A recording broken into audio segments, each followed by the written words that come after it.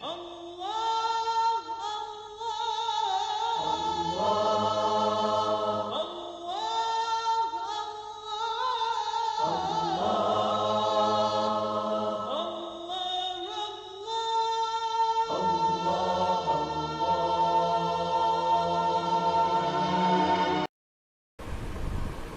باللہ من الشیطان الرجیم بسم اللہ الرحمن الرحیم۔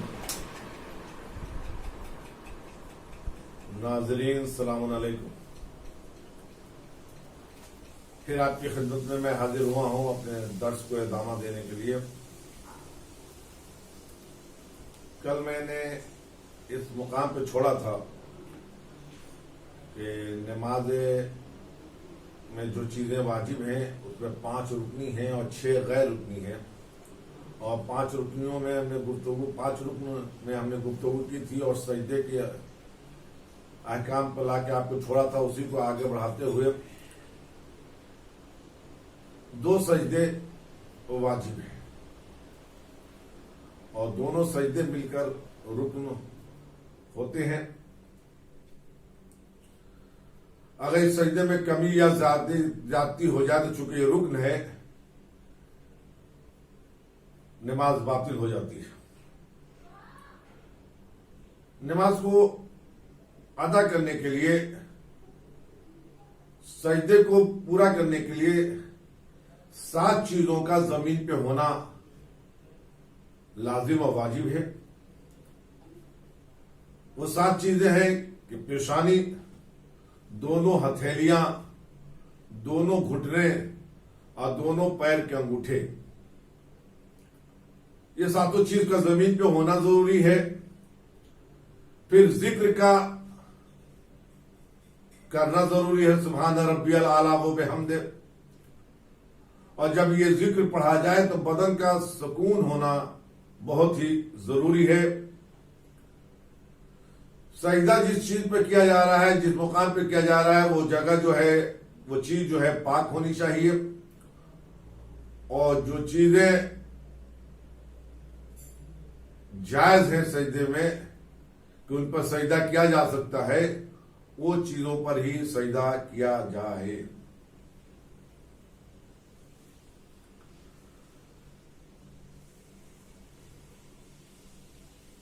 سجدہ زمین پر سب سے بہتر ہے کہ مٹی پہ کیا جائے، پتھر پہ،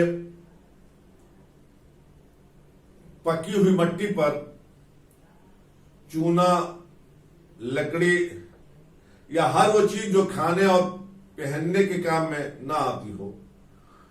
یہ کھانا اور پہننا انسان کے لیے، کہ اگر انسان اسے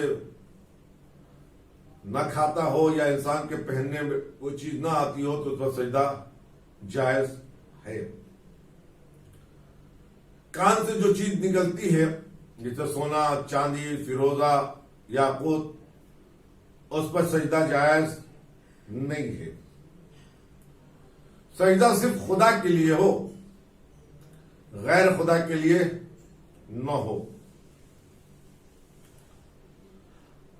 حیوانوں کے کھانے کے لیے جو چیز استعمال ہوتا ہو اس پر سجدہ جائز ہے، جیسے پتیاں،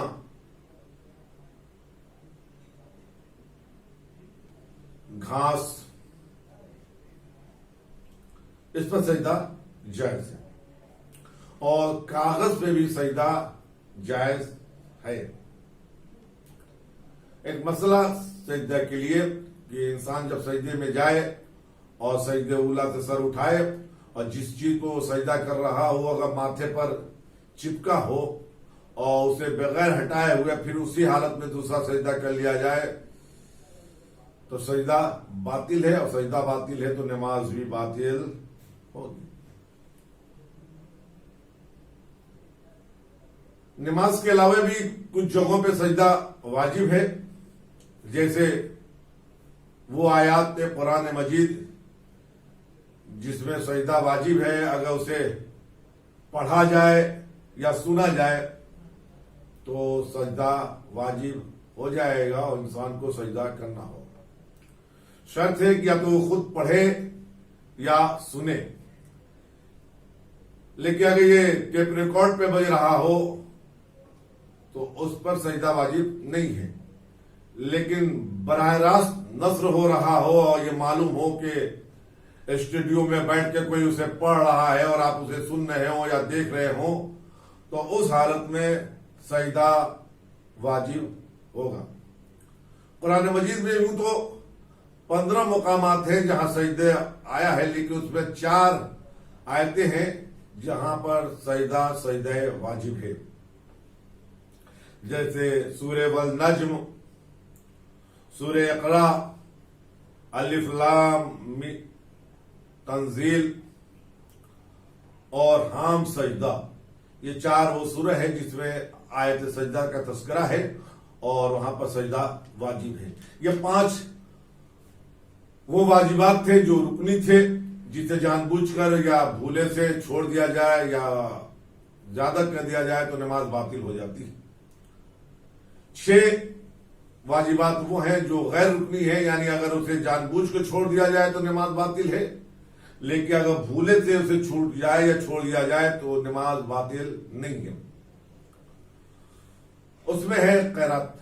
قرات میں ہے کہ آپ پہلے الحمد کی سورہ پڑھیں گے، اس کے بعد کوئی ایک سورہ پڑھیں گے، اور تیسری اور چوتھی رکعت میں صرف الحمد پڑھیں یا تسبیحات 4 سبحان اللہ والحمدللہ ولا الہ الا اللہ اللہ اکبر۔ پہلی اور دوسری رکعت میں الحمد کے بعد ایک سورہ کا پڑھنا ضروری ہے، اور تیسری اور چوتھی رکعت میں یا تو آپ الحمد پڑھیں یا تسبیحات 4 پڑھیں۔ سورہ الحمد کے بعد کسی سورہ کو پڑھا جاتا ہے، لیکن اگر جان بوجھ کر کسی سورہ کو پہلے پڑھا جائے الحمد سے تو اس کی نماز باطل ہے۔ اور آپ جانتے ہیں کہ نماز 2 طرح سے پڑھی جاتی ہے، ایک تو نماز جہری ہوا کرتی ہے، ایک نماز اخفاتی۔ نماز جہری یعنی بلند آواز سے پڑھی جائے، نماز اخفاتی یعنی دھیمی آواز سے پڑھی جائے۔ نماز جہری نماز صبح 2 رکعت، نماز مغرب 3 رکعت اور نماز عشاء 4 رکعت ہے جسے جہری انداز سے پڑھا جائے، اور نماز اخفاتی نماز ظہر و نماز عصر ہے جسے دھیرے آواز سے پڑھنا چاہیے۔ اگر کوئی جان بوجھ کر وہ نمازیں جو جہری ہیں اسے اخفاتی پڑھ دے، یا وہ نمازیں جو اخفاتی تھی جہری پڑھ دے تو اس کی نماز باطل ہے۔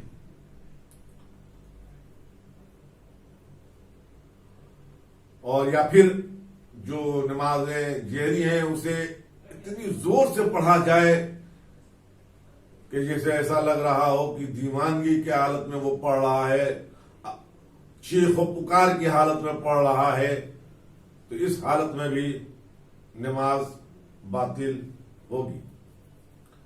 قرات کے بعد جو واجب ہے وہ ہے ذکر، یعنی رکوع میں اور سجدے کی حالت میں جا کر سبحان ربی العظیم و بحمدہ و سبحان ربی الاعلی و بحمدہ کہنا یہ واجب ہے۔ حالت رکوع میں سبحان ربی العظیم و حالت سجدے میں سبحان ربی اعلی و بحمد، یا کوئی بھی ذکر پڑھا جا سکتا ہے، سبحان اللہ سبحان اللہ سبحان اللہ بھی کہنا کافی ہوگا، لیکن حالت ذکر میں بدن کا ساکت ہونا یعنی بدن کا سکون کی حالت میں ہونا ضروری ہے۔ ذکر کے بعد جو واجب ہے وہ ہے تشہد۔ تشہد یعنی ہے کہ نماز کی دوسری رکعت اور نماز کے چوتھی رکعت میں جب بیٹھ جائے انسان تو اسے تشہد پڑھنا پڑے گا۔ اشہد ان لا الہ الا اللہ وحدہ لا شریک لہ واشہد ان محمدا عبدہ ورسولہ۔ یہ تشہد ہے جو دوسری رکعت میں پڑھی جاتی ہے اور آخری رکعت تیسری یا چوتھی رکعت جو آخری ہوگی اس میں پڑھی جائے گی۔ تشہد کے بعد جو چیز واجب ہے وہ سلام ہے۔ ہر وہ نماز جس کی آخری رکعت ہو اس کے بعد بیٹھ کر تشہد کے بعد پڑھا جاتا ہے. جیسے صبح کی نماز ہے تو 2 رکعت کے بعد تشہد پڑھا جائے گا, تشہد کے بعد سلام پڑھا جائے گا. اگر مغرب کی نماز ہے تو 3 رکعت جو آخری رکعت ہوگی اس کے بعد تشہد پڑھا جائے گا, پھر سلام پڑھا جائے گا. اور اگر 4 رکعتی نماز ہے تو تشہد اور تشہد کے بعد سلام پڑھا جائے گا. السلام علیکم ورحمۃ اللہ وبرکاتہ. یہ بھی کہنا کافی ہے, یہ ایک مرتبہ ہی کہنا کافی ہے. ورنہ اگر نہ تشہد کے بعد السلام علیکم ایھا النبی ورحمۃ اللہ وبرکاتہ, السلام علینا وعلی عباد اللہ الصالحین والسلام علیکم ورحمۃ اللہ وبرکاتہ پڑھے. اور تشہد, سلام اور سلام کے بعد جو ہے واجب وہ ہے ترتیب. ترتیب کا مطلب یہ ہے کہ پہلے علم پڑھا جائے, پھر سورہ پڑھا جائے, پھر رکوع کیا جائے, پھر سجدہ. یہ ہے ترتیب, یہ بھی واجب ہے. اگر ترتیب میں خلل پڑ جائے تو نماز باطل ہے. ترتیب کے بعد ہے موالات. موالات کا مطلب ہے پے در پے, یعنی ایسا نہ ہو کہ الحمد کی سورہ بھی پڑھے, اب بہت دیر کے بعد کوئی دوسری سورہ پڑھے, پھر بہت دیر کے بعد رکوع میں جائے, پھر بہت دیر کے بعد سجدے میں جائے. اگر ایسا ہے تو نماز باطل ہے. پے در پے اسے انجام دینا ہوگا. لیکن اگر قرأت میں لمبی سورہ پڑھا جائے تو موالات میں خلل نہیں پڑتا, یا سجدے کو طولانی کیا جائے تو اس میں بھی موالات میں خلل نہیں پڑتا. یہ 11 چیزیں واجب ہیں, جس میں 5 رکنی اور غیر رکنی 6 تھی, جس کا بیان میں نے کیا. اور اس کے بعد ایک چیز ہے قنوت. یہ مستحب ہے کہ دوسری رکعت میں الحمد اور سورہ کے بعد قنوت پڑھا جائے. سامعین, اگر آپ کا کوئی سوال ہو تو میرے دیے ہوئے نمبر 9245271995 پر رجوع کر سکتے ہیں. والسلام علیکم ورحمۃ اللہ وبرکاتہ.